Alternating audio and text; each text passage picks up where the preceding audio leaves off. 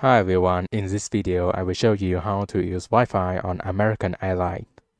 If you need Wi-Fi in your flight to use your phone, tablet or laptop, to do that, first thing you need to download American Airlines app on App Store or Google Play before takeoff. Remember that.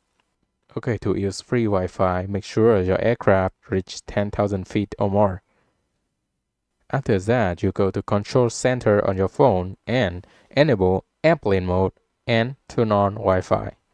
You need to connect aainflight.com Wi-Fi single. When connect successfully, your phone will automatically redirect to American Airlines apps.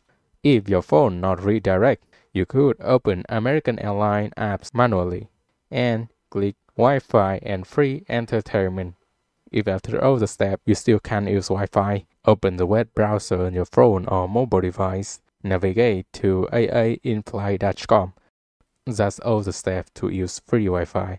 You can use American Airlines apps or website to get in-flight update, upgrade your seat, check your bags, and most important is use free Wi-Fi in the sky. That is all my videos. I hope you will give me a subscribe and drop a comment below what topic should I do next. See you in my next videos.